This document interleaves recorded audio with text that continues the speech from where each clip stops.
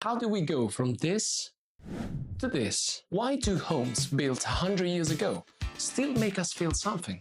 Warmth, charm, soul.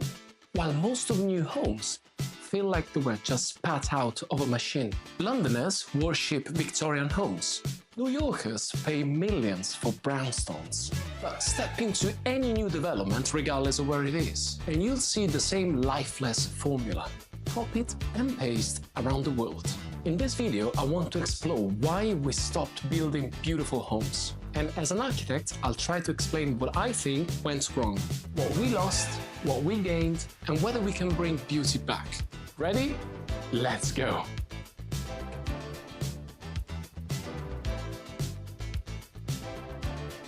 Hello everyone, I'm Lorenzo, an Italian architect based in London and founder of Sentioni Architects. But more than that, I use architecture and design as a tool to explore something deeper. Freedom, self-definition and emotional well-being, all related to living in beautiful homes. In this video, I want to challenge what society tells you a beautiful home should be and help you reimagine your space as a reflection of who you want to be. Let's dive in. Before we ask why homes are not beautiful anymore, we need to ask another question. What is actually beauty in architecture? In ancient Rome, Vitruvius said that architecture should have three main qualities: firmitas, utilitas, and venustas, which is durability, utility, and beauty. But clearly for him, beauty wasn't just surface level. It was about harmony, proportion, and a sense of order that echoed and elevated the human spirit. A beautiful building made you feel something, even before you stepped in. Centuries later, clearly the conversation shifted. Adolf Loos wrote, "Ornament is crime," rebelling against the over-decorated facades of the past. Le Corbusier called the house a machine for living in, and Mies van der Rohe gave us the famous mantra, "Less is more." I'll tell you what, none of these architects were wrong. They were just responding to their time. Going against ornament was about creating a new language to break with the past and create a new world. But today, well, what began as a bold vision turned into a dull repetition. The buildings we live in, let's call them our homes, feel increasingly lifeless, regardless of the ornaments. Stripped of emotion, stripped of personality. So what is beauty really? Maybe it's not just about facade, arches and ornaments. Maybe true beauty is when architecture reflects humanity, when it responds to a place, a story, a life. Because I think we actually lost something. And in the next chapters, I want to show you what that is and why it matters now more than ever.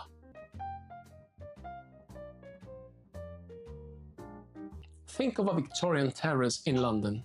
Iron railings, stained glass, intricate brickwork details. Or a brownstone in Brooklyn. Solid, timeless, full of personality. Even modest homes from 1920s had something special. Small flourishes that made them feel unique. They weren't just buildings, they were statements. You see, beauty wasn't luxury, it was expected, the norm.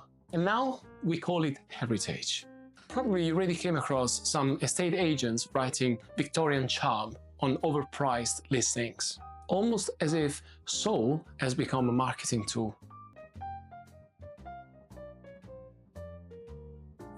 After World War II, here in Europe, we needed housing fast. Speed and affordability became the top priorities. Form follows function. Ornaments became unnecessary. But here something shifted. The architect's voice was replaced by the developer's spreadsheet. Developers learned that copy and paste was cheaper.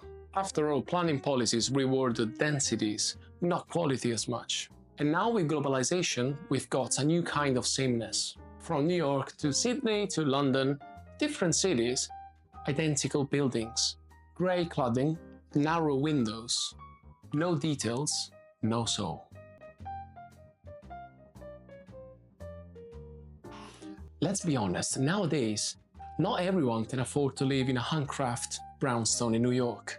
And yes, affordability, efficiency, and density all matter, especially considering the current housing crisis that affects cities like London. But here's something important to remember, I believe. There are many talented architectural practices today, designing beautiful housing that is deeply rooted in local communities, sustainable and thoughtfully tailored to the needs of their specific community. These architects have the ability to create spaces that enrich lives. However, here's the problem: these beautiful designs often seem outnumbered by the copy and paste efforts from a lot of developers. These cookie-cutter schemes pushed by developers focus on profit and speed over quality and meaning. They flood the market, drowning out the work of these talented architects who deeply care about place, culture, and human experience. But I'll tell you what, I want to challenge this idea. If a home doesn't lift your spirit, doesn't reflect your life, doesn't mean anything, then what are we really building? Okay, I might be biased, but for me a home is more than just a product. It's more than a shelter. It's where your identity lives. Maybe I'm talking to the wrong person, maybe you just love any modern home. But here's a question for you. Do you think that are we building homes that people feel proud of? Homes that spark joy, connection, emotions? Or are we just building real estate assets, stacked and sold like cereal boxes? Because if every home looks the same, who is it built for? So I'd love to hear from you in the comment section. What does a beautiful home mean to you? Let me know your valuable opinion in the comment section and I'll make sure that I'll respond to you.